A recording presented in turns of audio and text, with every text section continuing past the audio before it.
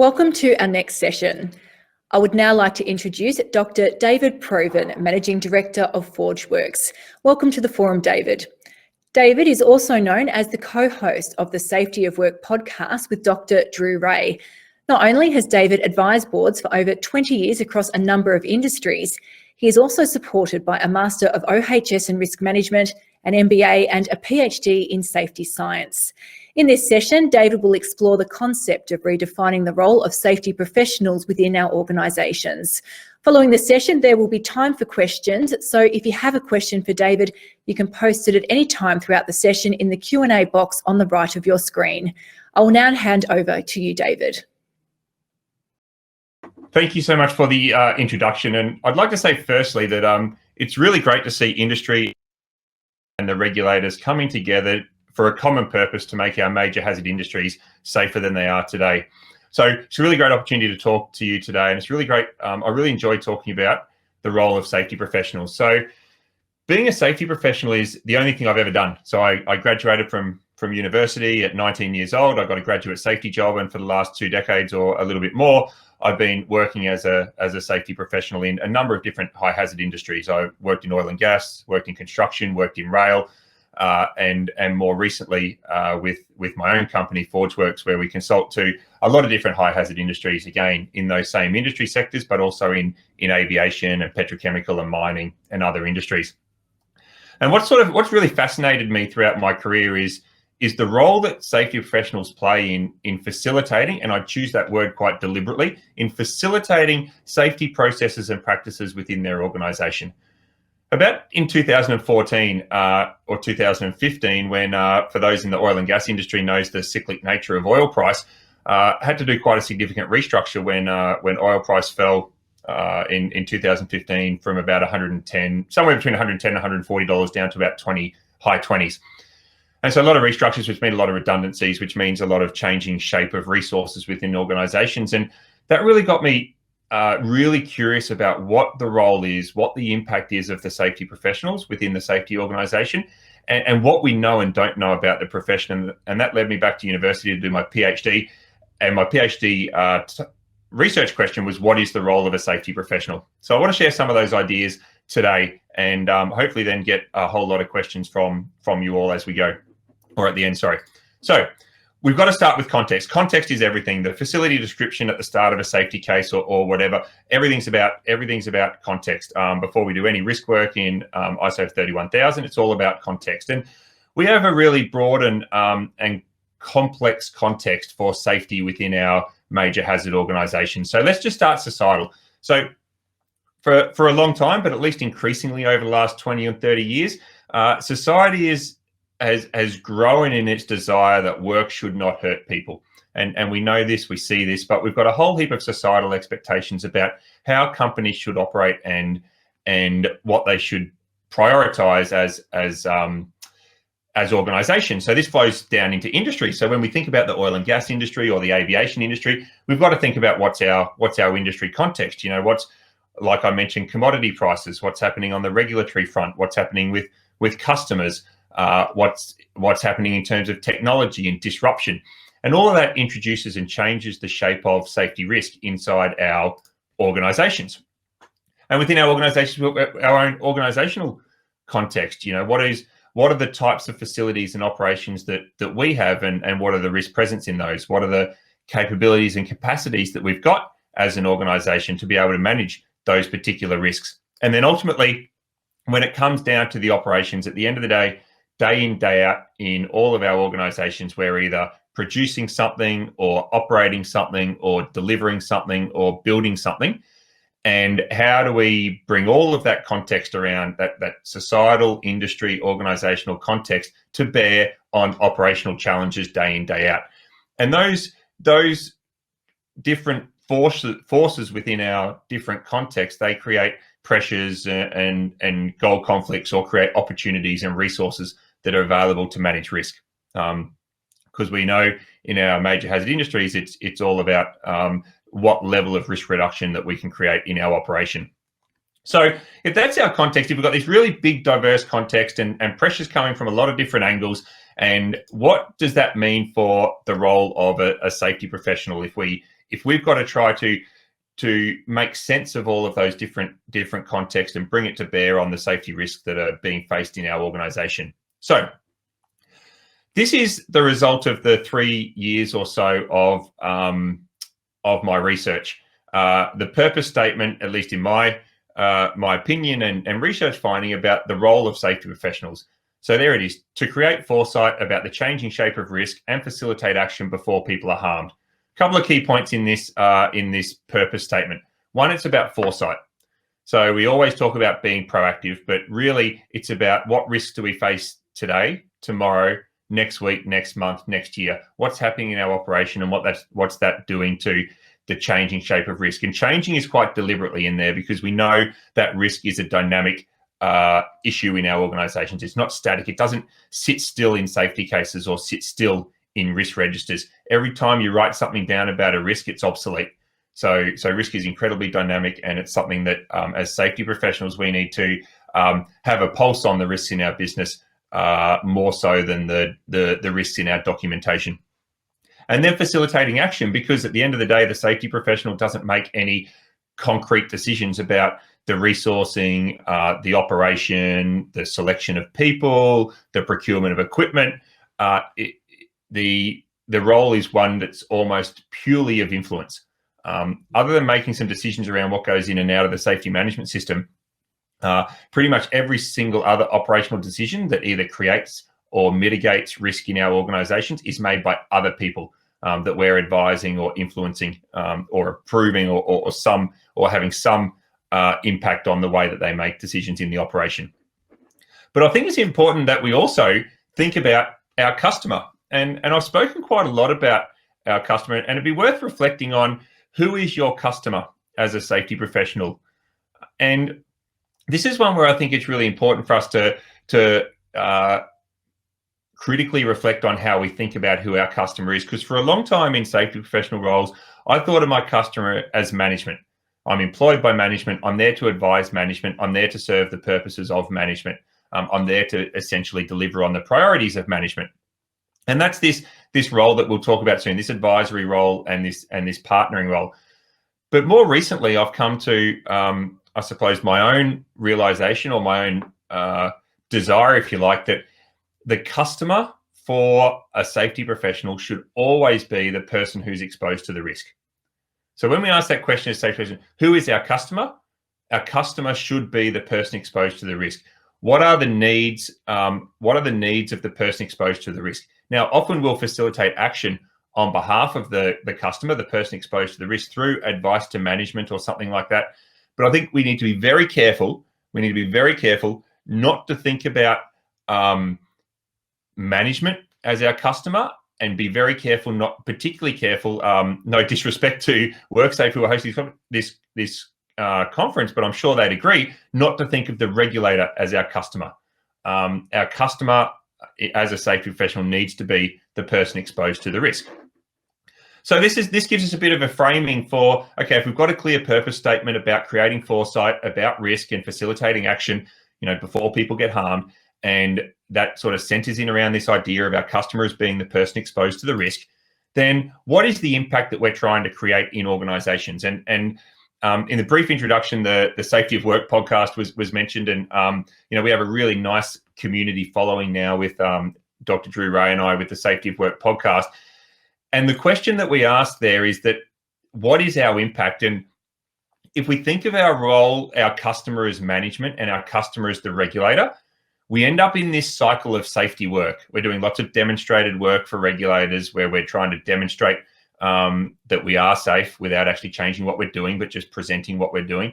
Or we're creating a whole lot of administrative requirements for certification for clients or customers if we're a contractor, or checks and balances and closeout of incidents for managers so that they can get their job done. But so it has to be, there's always going to be an element of safety work. But what we need to make sure is, and there's the podcasting there, that we know in our role, we know the connection. And this is a challenge for you all. You got 40 or 50 hours of work in a week. How often do you think about the connection between all of those activities that you're performing on Monday, Tuesday, Wednesday, Thursday, and the connection of that to what it's doing for the risks that your people face in your organizations. And I think for a very long time as safety professionals, we haven't made deliberate connections between the things that we do in our safety jobs and the level of risk mitigation and the verification of the level of risk mitigation in the field in our organizations. And I was guilty of that for a long time in my career, not because I didn't want to keep people safe. And I think subconsciously or just without thinking about it, I thought all of the things that I was doing in my business for safety were the right things. But as I went and did my PhD research, and as I really started to critically reflect, and now that Drew and I have done 72 or so episodes of the Safety of Work podcast, where we look at the research for a particular safety work activity and look at its impact on the safety of work, this is an area that we really need to critically reflect on, because it would be great to sit down at the end of each week and go, I know that those things that I did this week directly and measurably contributed to reducing the risk for my customer, who's the person exposed to the risk. So I think that's a really good frame of mind to carry forward and reflect on as safety professionals. So let's talk a little bit about going back and then going forward, and I'll do this quite quickly, but I think it always helps to know where we are, why we are where we are today, and what might the future look if we are taking some control over our future as a profession. So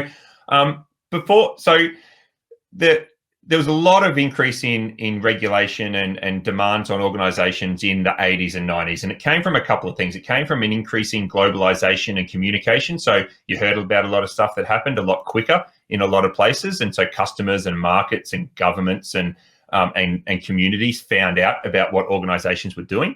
We had a whole heap of incidents in the 80s in most of our high hazard industries, like Piper Alpha, like Challenger, like Exxon Valdez, like Chernobyl, like Japan Airlines 123. We had all of these incidents. We got a huge response, a regulatory response in the late 80s and early 90s, at least in this part of the world.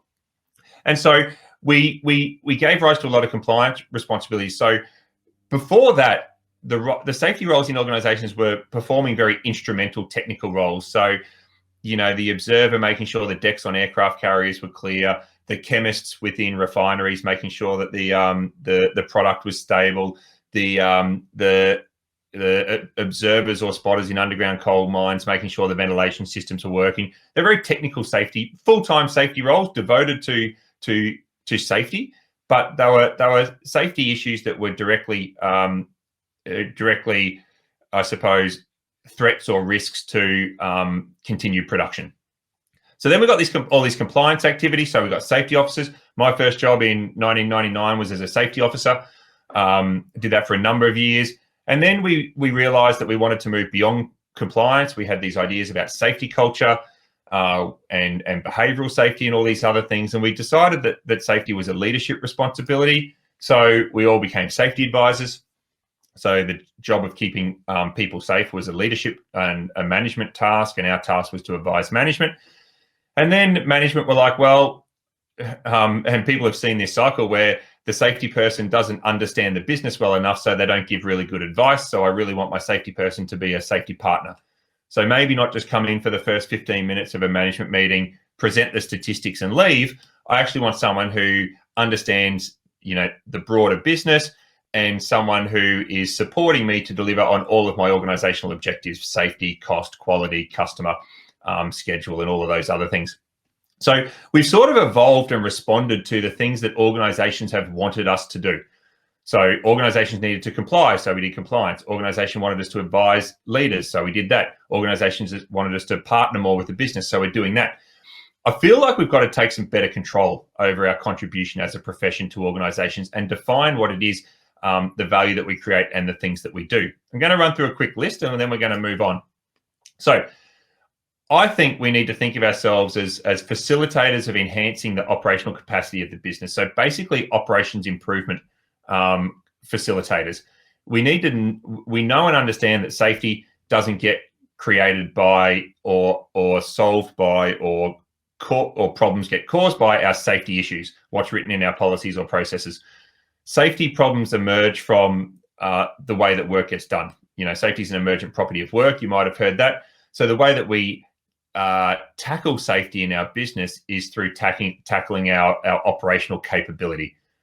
So our ability to guide and to enable and to execute work activities day in, day out, which really opens up the playing field for a safety professional to go, well, my tools and my sandpit is not my safety systems and safety processes. My tools and my sandpit is any aspect of the organization that impacts on what happens in the operation that could give rise or compromise a safety risk. So these types of things, we need to understand how normal work happens, exactly how people do their work and exactly what they need to be successful. We need to facilitate all kinds of learning processes so that we can connect the organization between, like I say here, work as imagined, work as done. You would have heard of that. Risk lies in the size of the gap between work as imagined, work as done. If all of your organization, all of your stakeholders understand exactly what happens in the operation, exactly what people need to be successful, and exactly what they're capable and not capable of, and directs decisions and resources and support in ways that has a targeted impact because knows what needs to be done, then you'll do a great job of managing your risk. Where that gap widens up, then risk widens up with it. We get a really unique opportunity as safety professionals to look at our organizations just through the lens of safety. No one else gets to do that in the organization. So everything we look at what does this mean for safety, which means we're going to see things to do with safety in our business before other people see them, who are watching safety, but also watching cost and employee engagement and every other aspect of the business. So we need to see those weak signals and we need to amplify them and help the organization to see them as soon as we see them. Creating foresight. This is that going back to the purpose statement, creating foresight about the changing shape of risk. We need to focus on controls. Risk, I think, for all of the time and effort that we put into risk assessment, I think we should probably, I speak sometimes and say we maybe put 80% of our effort into risk assessment and 20% of our effort into identification and verification of controls. I think we need to flip that. I think we need to go, we've got a risk. Who really cares if it's a dark orange or a light orange or a 7 or a 6 or a 5 on our matrix? We've got this major hazard risk. What are our layers of protection? What are our critical controls? What are our defeating factors? What are our verification, inspection and verification processes around those controls? And put 80% of our effort into the verification of that the risk is reduced, how we expect the risk to be reduced to. Supporting operational planning and execution, and at certain acute times, making sure the organization makes those sacrifice judgments.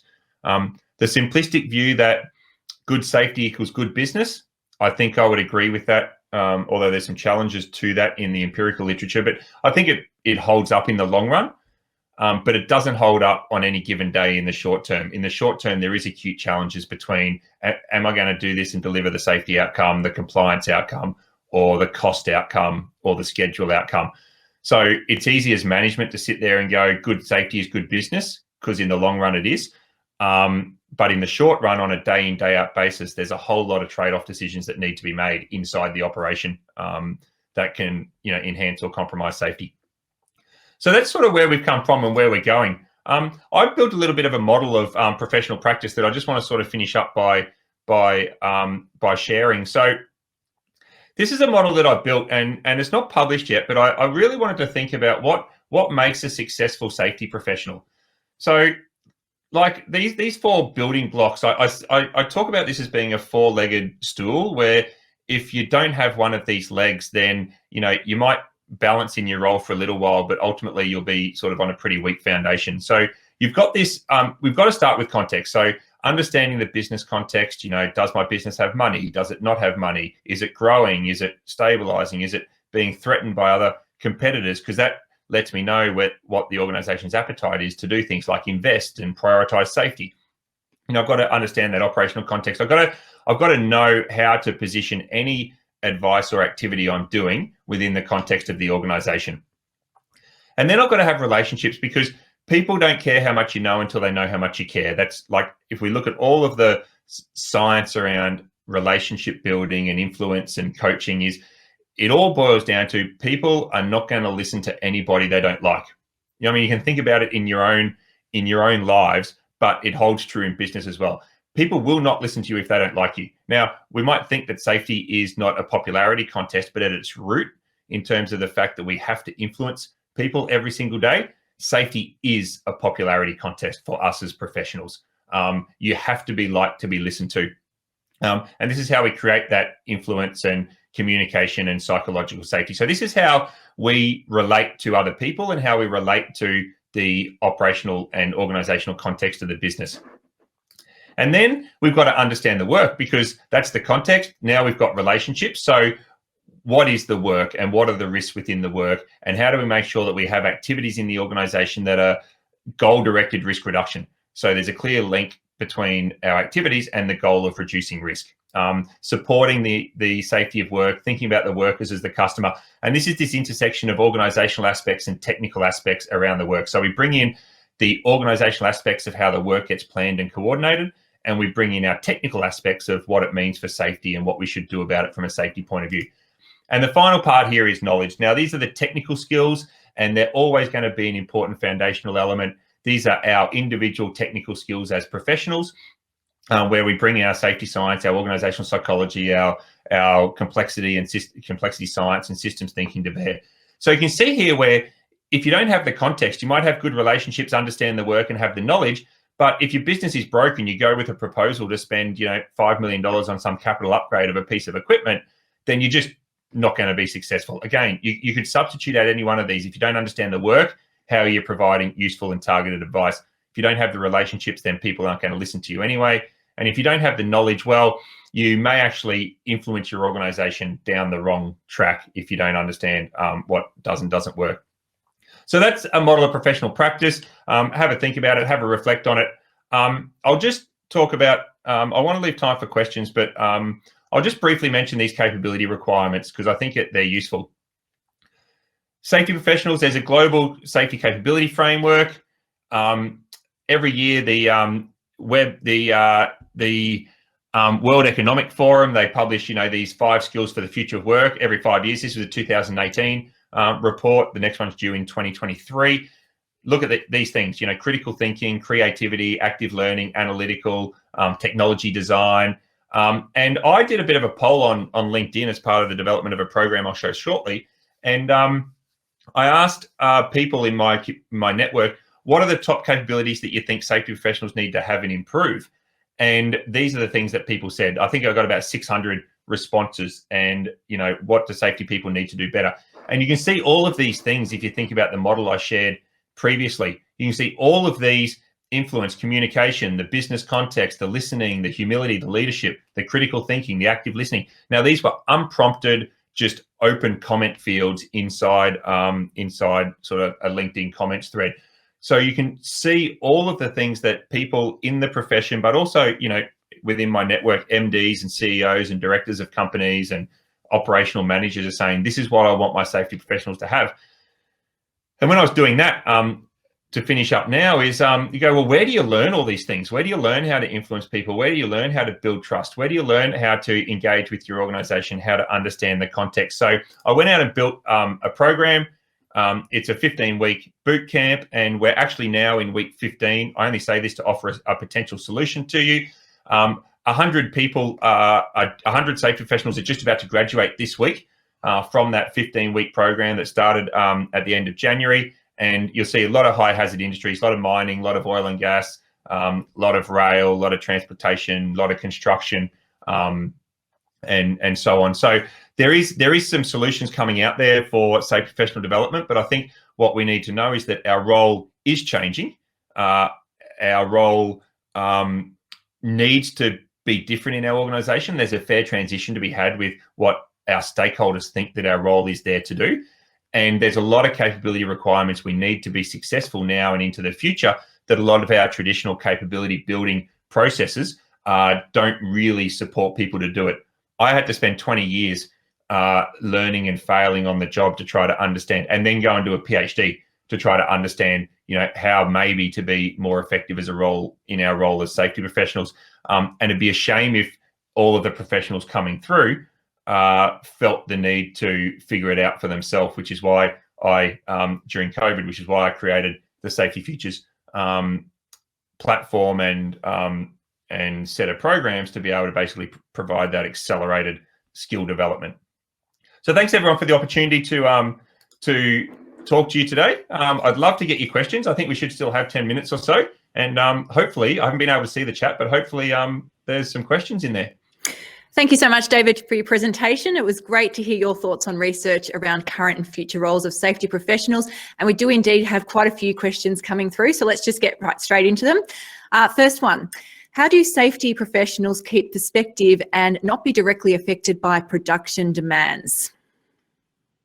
Yeah, look, it's a really big question. So obviously appreciate those production demands because they're very real for our management stakeholders and very real for our frontline workers. So we need to understand those production demands, but it doesn't mean we need to predetermine our advice to the business based on that. For example, I see sometimes safety professionals going, well, I'm not even going to suggest that because I just don't think that will be palatable to my business. So I think the best thing that a safety professional can do can start a conversation with, look, I understand the cost constraints. I understand the production demands. I understand we need to discuss what's possible and what's practicable. Here's how I'm seeing this particular situation. Here's how I'm seeing the risk. Here's how I see what our options are. And I know that this might be expensive or not, but actually just have that open discussion, not change your advice, because if everyone else is suffering the production demands and you put those demands on yourself as well and don't talk openly about them, then you're just going to keep watering down your advice. Thanks for that response. We're moving on to the next question. Following the Banking Royal Commission, a number of corporations have introduced 3 lines of defence structure into their organisations. Have you considered how your model collaborates to the 3 lines of defence? Yeah, look, 3 lines of defence, I suppose, around risk and assurance. Look, this could be a long answer. I think we've got to really think about our assurance processes in organisations and our audit processes because a lot of the markers of organisational safety are not nice and clearly documented and tracked within systems. So, when we're doing forensic accounting checks and other sort of legal compliance checks, we can see the fingerprints of all of those activities in the financial management systems and things like that. The same is not true for operational risk. Different groups of people, different operational context. So I'm not really sure that the 3 lines of defence model really works. It's very hard for the front line to think critically about what they do. And it's very hard for the 3rd line to add anything meaningful to operational risk, no disrespect, which means in safety, that 2nd line becomes really important. And I see that 2nd line as the core role of the safety professional. This is the one step remove, independent set of eyes focused on safety into the business. So I think that 3 lines of defence model is always going to be there. Frontline, inspection, checking, and there'll always be a 3rd line audit. But I think you need a really fat 2nd line to deal with safety, and safety professionals should be playing that role. Okay, thank you. Next question: how would you recommend a safety professional have a discussion with their management on changing their service focus? Look, I think just having the conversation and the program that I mentioned at the end, we do this in week 1. Safety people have to go and talk to their managers and ask their managers to tell them, what do you think my role is? How would you describe my role in the organisation? How do you think my role makes an impact on reducing the risk in the field? And what do you see as the key priorities? And we've done some pre-thought about those questions themselves so they can have this open discussion, because I think if managers, if it was made clear to managers all of the different tasks that safety people do, and if you make it clear that, look, it takes me 2 days to do this report and half the time it doesn't even get discussed in the management meeting, like, could we make this something that takes me half an hour and then I've got another day back and I could spend an extra day in the field and I could be verifying critical controls or something? Most leaders that I come across want to make things better for the people in the field, want to reduce risk. And I think if safety professionals have open conversations with their managers and stakeholders, then I think you'll be surprised at the consensus you can arrive at about what's important in your role. Great. And look, we've got time for a couple more questions. So what are your thoughts on NLP to engage and foster positive behaviours and culture? I don't know what NLP is. Sorry. We might go to a next question then. Sorry, I'm just reading these straight off the screen as they pop up. What Sorry. key barrier? Yeah. Yep, that's okay. What key barriers need to be overcome when moving from a traditional approach to safety roles to a model of guided adaptability? Look, thanks for the question. Someone knows the paper if they know the words guided adaptability.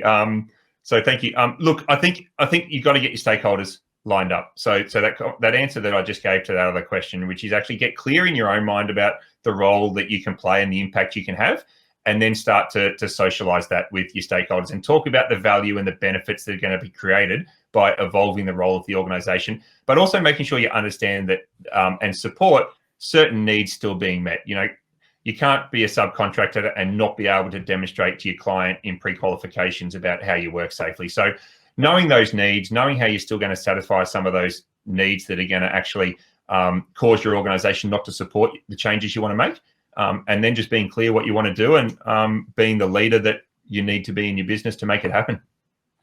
Thank you. Next one, how important is it for the senior managers to support the safety professional to set the culture, production versus safety? Look, it is really important for senior managers, and I think, but it's also, I think, important for safety professionals to help senior managers to be able to have a really practical and real conversation about that. So senior managers who spend a lot of time saying safety is the most important thing, always pick safety over production, stop work if it's unsafe, like these really black and white messages that make it sound really easy to choose safety. That's not the reality of what it's like in frontline operations when, like I mentioned during my talk, you're incredibly goal conflict. Like you're always compromised in terms of what you can achieve from a safety, a production, a resource, equipment failures, and all this stuff. So having senior leaders that actually say, we know this is hard, we know that it's messy, and we know that you've got to balance safety and what our customer needs and that. So I think that's, as a safety professional, that's the support that I think leaders need to give the safety professional in their organization. And I think we can coach leaders in how to do that, because then you can have real conversations between management and the workforce about how those decisions are being made. Great. And look, just bearing the time limit we've got. So one more question. You spoke about the value your experience as sorry, I'll start that again. You spoke about the value of your experience as a safety professional, yet your network survey placed experience quite low. Can you just give us your thoughts on that? My network survey, sorry, the last bit of the question? Your network survey. Oh, so experience as a safety professional. Yeah. I don't know whether people just expected that. This is a bit of always chicken and egg. I've been in organizations where they go, I want a head of safety, but I don't want a safety person. I want an operations person because safety people don't understand the business. And then they'll go around and say, actually, now I want someone who's got the knowledge as a safety person. And I think experience counts for a lot in safety professional roles, but you can have the same year of experience 10 years in a row. So you've got to keep challenging yourself as a safety professional. You've got to keep looking outside the four walls of your own organization and learning what's happening in other industries and in the research and broadly across your industry. If people remember my first context slide, what's happening in the regulatory space, what's happening in my market. So I think it's got to be kind of, if we're committed as professionals, then we need to be committed to our continuing professional education. So I don't know whether I've quite answered that, but I do want to leave a message that I think experience is really important in safety professional roles. Well, thank you so much for your time today, David, for your presentation and answering all those questions. Thank you. Thank you.